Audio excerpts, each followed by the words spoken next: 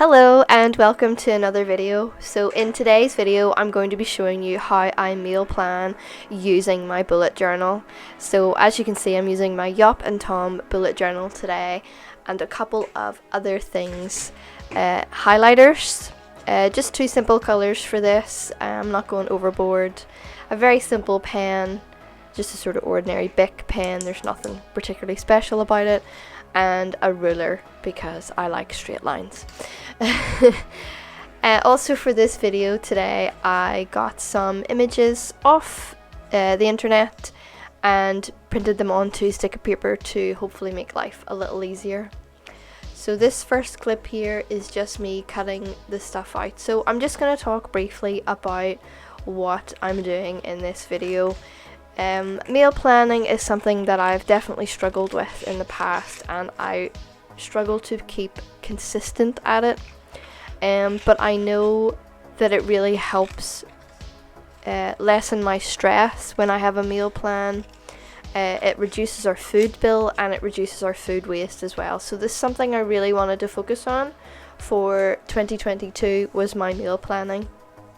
And I know that the bullet journal for me this year was going to be a big help with other aspects of my life and planning, so I thought why not incorporate meal planning into it as well. So the setups that I'm doing today are simple, they're not overly complicated, and they don't have to be done in a bullet journal. They could be done in any notebook. You could have a notebook that is just for meal planning, but I am using mine in my bullet journal, so that's where I wanted to show you how I did this. So yeah, I got these pictures from a website called unsplash.com, and it's a library of lots of different photographs. I just printed off some of my favorite foods, and I thought I would make a nice little title page for this particular thing. So I'm gonna speed ahead here into the first setup, and then I'll jump back in.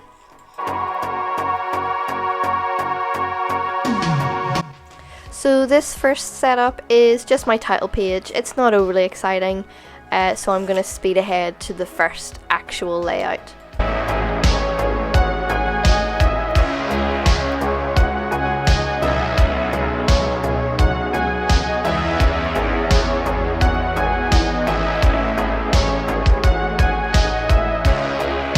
So that is my title page all finished. I've kept it pretty simple, but it's added some colour to my bullet journal, and I'm really thankful for that. So this first setup I would recommend doing at the start of your bullet journal in your sort of early setup pages, but you can actually do it at any point in your bullet journal. Just make sure that you mark it in your index where it is. So this first couple of pages for this spread is a meal ideas page. I know one thing that we struggle with in my household is coming up with ideas for dinner, and we kind of get stuck in the same routine week to week of eating the same things week to week. So one of the things I wanted to improve on this year was the variety in our diet. So I thought it would be a good idea to have at the front of my bullet journal, or towards the front at least, a list of meals that I know we enjoy, that I can cook, and that are sort of in rotation at the minute. But then the hope is that I will add to this meal ideas list as the year goes on, and hopefully it will broaden our meals and our diet. So you could also break this into separate categories. Now I've broken it into lunch ideas and dinner ideas, but you could also have breakfast ideas into that. Now I didn't, because our breakfast routine I'm pretty happy with. We sort of keep the same things for breakfast. We're a cereal household, so that's generally what we have. But with regards to lunch and dinners, it's definitely something I really wanted to improve on this year, so I thought having this list at the front of the book would be a really good way to improve our variety a little. So I've just created a very simple box / table. One column says meals, and the other column says notes. Now, the notes section is a place for you to maybe write down where you get the recipe from. In my notes, I've also written things like if I'm making a certain meal and it requires a certain ingredient that we don't always have in the fridge or the cupboard, I've put that in the notes. So remember to buy garlic, for example. So I thought that would be a really handy way to sort of remind me of certain aspects of meals, and also a place to write down the recipes if I don't know them off the top of my head. So that is what the notes section is for. It has come in really useful already, so I would definitely recommend doing a notes section. What I'll do here is I'll speed ahead again, because this is the same basic layout for the dinner ideas, and then I'll jump back in.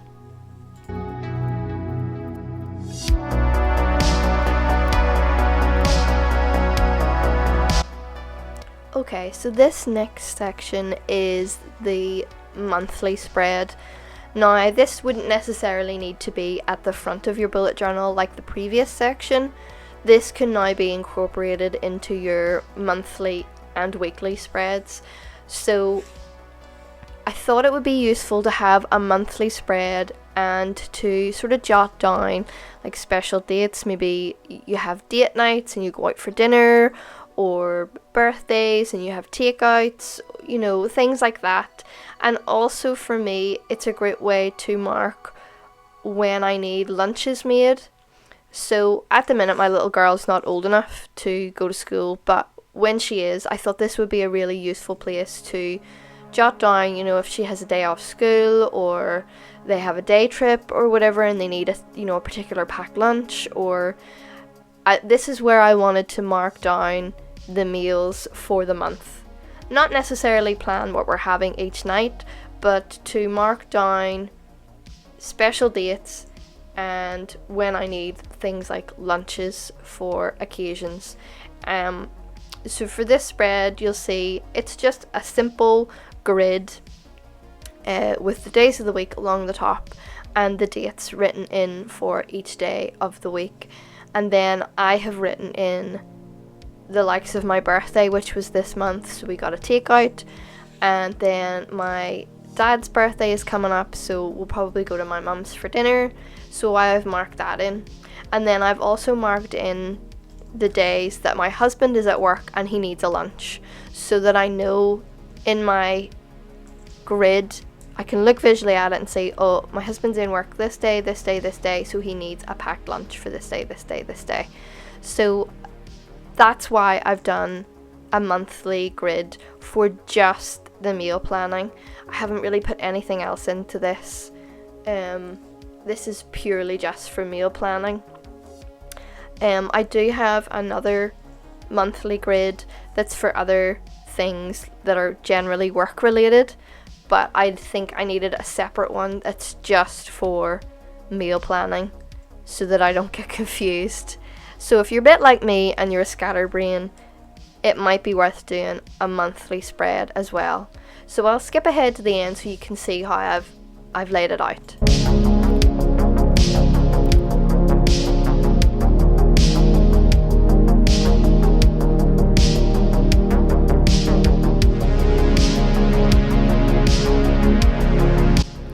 So you can see here now that I've filled it in that I have written in days that my husband needs a packed lunch, I've written the day that he goes back to work, and I've also written in a couple of the key dates like my birthday and my dad's birthday, because they will affect our meal planning and our dinner routines. You can see I also made a mistake and wrote lunch for Saturday and Sunday, and I didn't mean to. So half asleep when I did this. But now we're on to the next spread. Now this is the weekly spread. So this for me would also be in your weekly spreads for your bullet journaling. I've kept it really simple. Again, I've just gone for simple boxes because for me that works better visually to see, oh, okay, Monday we're doing this for lunch and we're doing this for dinner. So that's why I've done it like that. I also made a mistake on this page and I wrote the dates wrong, and please forgive me. I was half asleep when I did this. I'm still half asleep now. The joys of being a mother. Lack of sleep is a common thing. So please forgive me for the little mistakes I've made. I've just embraced them. I didn't have any Tipp-Ex or anything to correct them, so I've just written over them. But it works fine for me, and it was just to sort of show you the general setup of how this works. So again, I'll skip ahead so you can see the final layout.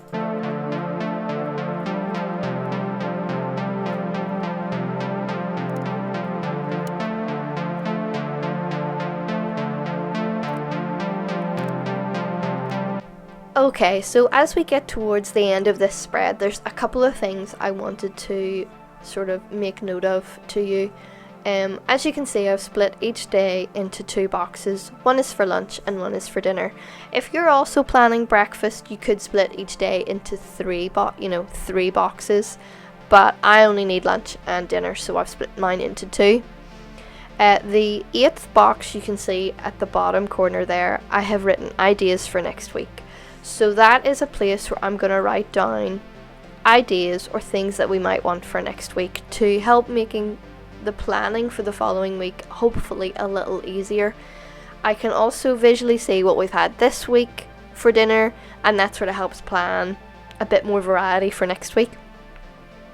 You'll also see down one side that I have written a shopping list, so things that we need for the meals that we've planned for that week. And then on the other side I've also written what we have in the fridge, so what needs used up that week. So hopefully this will help cut down our food waste and cut down our shopping bill, because we're only buying things hopefully that we need, and hopefully we're using up what we already have in the fridge so it doesn't go to waste. So I think I'm going to find the weekly spreads the most useful and the most beneficial. That and the meal ideas from the first spread I think are going to be game changers for me in 2022. So I will skip ahead to the end again and show you a sort of final flip through of this meal planning in your bullet journal.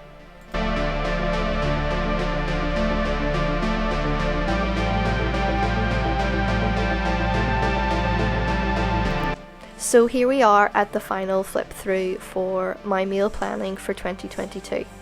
Hopefully I have given you some ideas, and hopefully I've made the idea of meal planning in 2022 seem a little less stressful.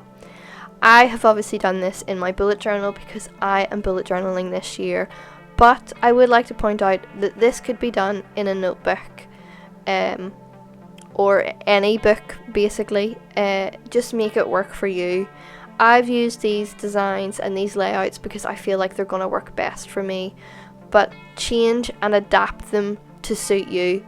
Make it your own, make it work for you, and hopefully together we can plan some pretty amazing meals for 2022.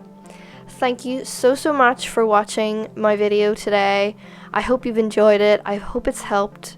Please give me a thumbs up if you've enjoyed it, and if you have enjoyed it, also subscribe, because I'd really love to make more videos like this. So yeah, thank you so much for watching. Talk to you soon. Goodbye.